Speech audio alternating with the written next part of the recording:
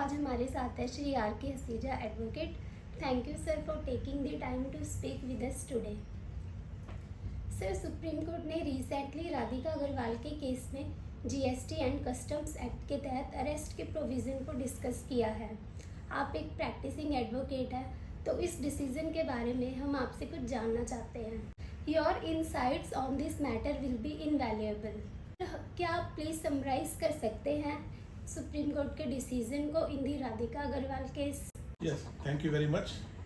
ये एक बहुत अच्छी जजमेंट है जिसके हम राधिका अग्रवाल के नाम से जानते हैं।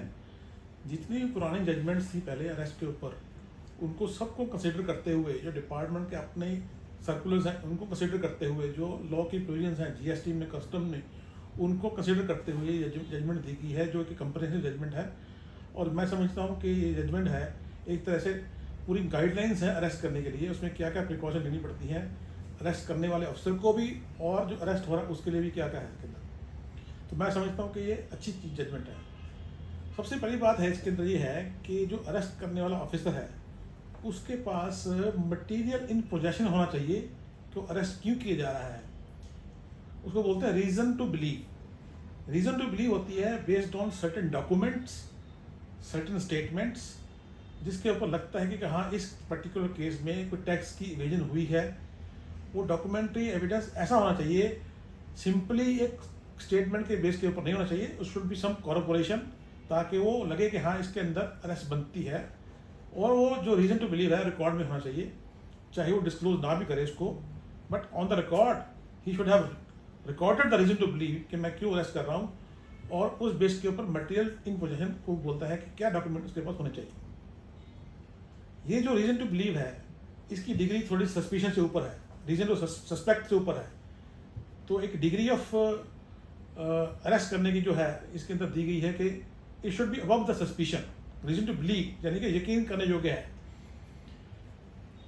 और इसमें सबसे बड़ी बात है कि जब अरेस्ट करेंगे तो उसको बंदे को अरेस्ट करने के रीज़न बताए जाएंगे, मैं क्यों अरेस्ट कर रहा हूँ। Grounds of arrest should be disclosed to the person who is going to be arrested.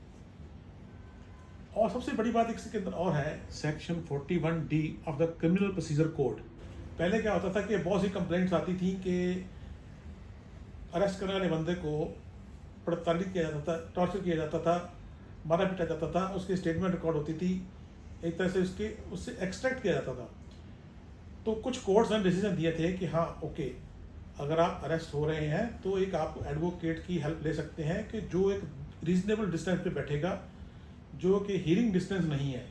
यानी कहने का मतलब ये है कि कोई भी एडवोकेट अरेस्ट के केस के अंदर एक रीजनेबल दूरी बना करके बैठेगा, जिसको बोलते हैं हीरिंग डिस्टेंस से थोड़ा अबव, दूर जाके वो देख सकता है कि मेरे क्लाइंट को हरास नहीं किया जा रहा। ठीक है, इंटरोगेशन कर सकते हैं, और एडवोकेट भी अरेस्ट के केस के अंदर इंटरोगेशन में पार्टिसिपेट नहीं कर सकता, बट वो देख सकता है कि उसके क्लाइंट को हरास नहीं किया जा रहा। इसी तरह सेक्शन 50A है, यानी कि जो बंदा अरेस्ट किया जा रहा है उसके इमीडिएट रिश्तेदार को या फ्रेंड को इन्फॉर्म किया जाएगा कि मैं इस बंदे को अरेस्ट कर रहा हूँ, मैं क्यों कर रहा हूँ। ये बताना बहुत ज़रूरी है, मैंडेटरी है। वो उस बंदे से पूछेंगे, भाई आप बताओ मैं किसको फ़ोन करूँ, आपको अरेस्ट करने जा रहा हूँ, आप बताओ मैं किसको इन्फॉर्म करूँ। तो एक उसका जो रिश्तेदार है या उसका फैमिली फ्रेंड है, या जिसको भी वो कहेगा कि हाँ ठीक है इस बंदे को इन्फॉर्म कर दो, तो वो ऑफिसर का ड्यूटी बनती है कि उस बंदे को इन्फॉर्म करे कि मैं इस बंदे को अरेस्ट कर रहा हूँ और ये कारण है। और एक सेक्शन है 55A, जिसके अंदर अरेस्ट करने वाले बंदे की हेल्थ और सेफ्टी को इंश्योर करना जरूरी है। यानी कि कहने का मतलब ये है कि जो बंदा अरेस्ट किया जा रहा है उसकी हेल्थ का ध्यान रखना है। पहले उसका मेडिकल कराना है, और जब उसको पेश करना है तब मेडिकल कराना है, जब उसको छोड़ना है तब मेडिकल कराना है। ये इंश्योर करने के लिए कि उसको फिजिकली टॉर्चर नहीं किया गया है। और जो 41B भी है उसके अंदर जो ऑफिसर उसको अरेस्ट करेगा, अपनी आइडेंटिफाई करेगा अपने आप को कि मेरा नाम ये है, मैं इसको अरेस्ट कर रहा हूँ। और जो अरेस्ट करने के प्रोसीजर है उसके अंदर कम से कम एक विटनेस होना बहुत ज़रूरी है। प्रेफरेबली अगर उसका कोई फैमिली मेम्बर है तो बेटर है कि उसके सामने अरेस्ट किया जाए, या अगर वो नहीं है तो एक सोसाइटी का रिस्पेक्टेबल बंदा उसके सामने अरेस्ट किया जाए। नॉर्मली जो अरेस्ट करने वाले अफसर होते हैं अपना बंदा एक साथ लेके चलते हैं, उसके सामने अरेस्ट करके उसकी विटनेस डाल सकते हैं। और जो अरेस्ट मेमो बनता है, जिसको बोलते हैं मेमोरेंडम ऑफ अरेस्ट, उसके ऊपर उस विटनेस के साइन और जो बंदा अरेस्ट किया गया उसके साइन होने बहुत ज़रूरी हैं।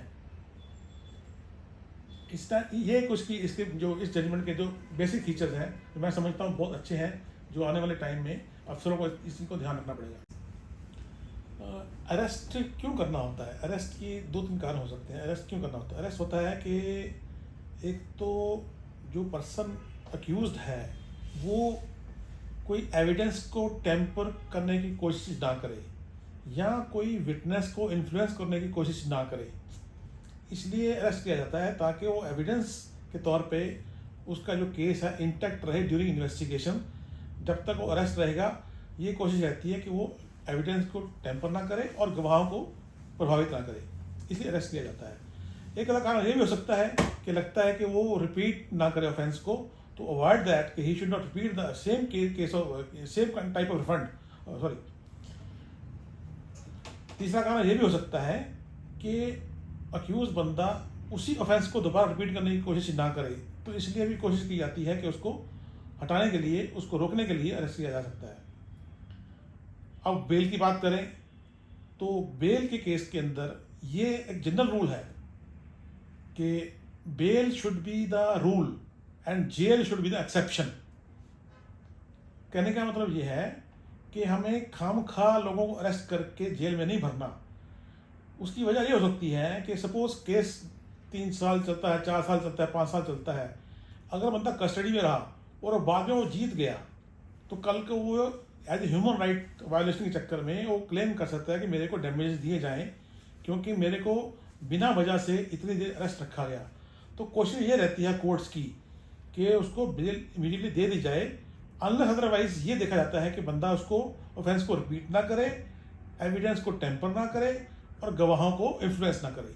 इसलिए ये कारण देख करके अरेस्ट और बेल के को ध्यान में रख के हम आगे कोर्ट्स पढ़ती हैं।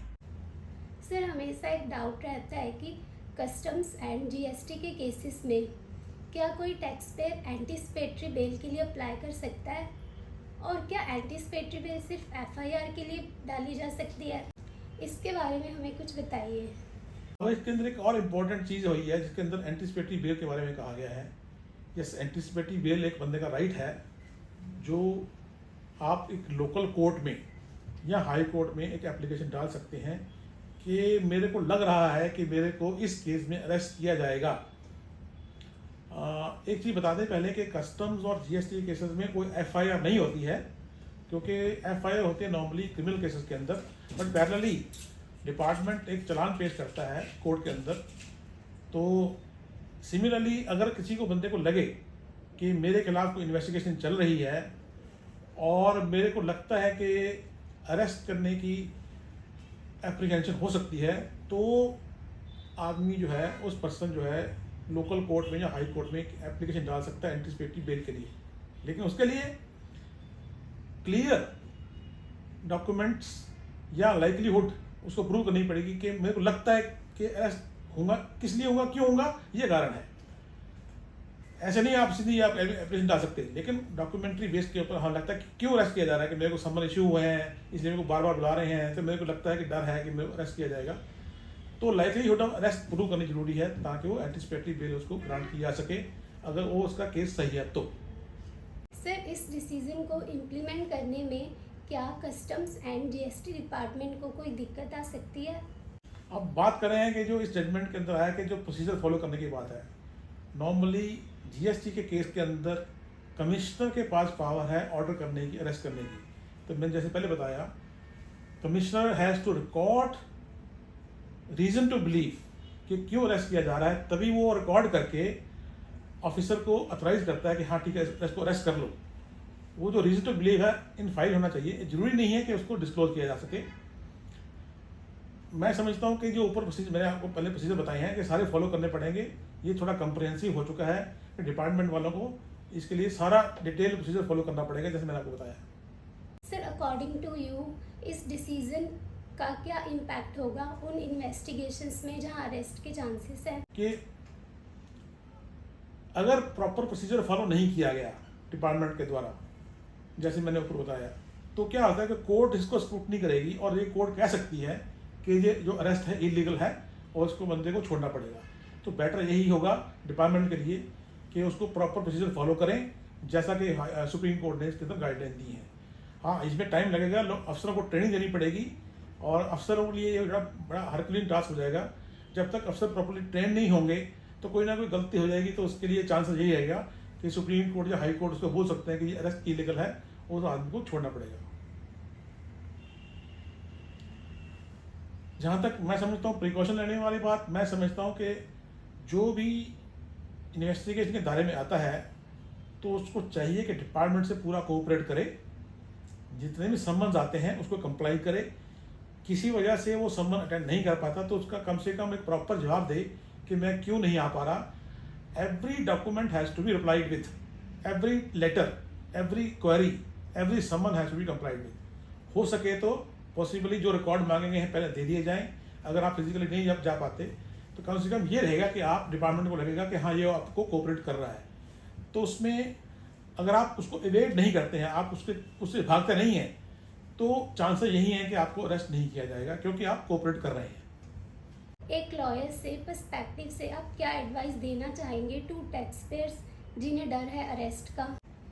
मैं समझता हूँ कि अगर कोशिश ये की जाए कि आपको लगता है कि किसी केस के अंदर आपको एप्रीहेंशन है, ऐसा कोई लगता है कि किसी ने आपके खिलाफ बोल दिया है या कोई डॉक्यूमेंट ऐसा हो सकता है, तो आप एंटिसिपेटरी बेल की एप्लीकेशन पहले तैयार रखिए और मौका मिलते ही आप उसको फाइल कर सकते हैं ताकि आपका टाइम सेव हो सके।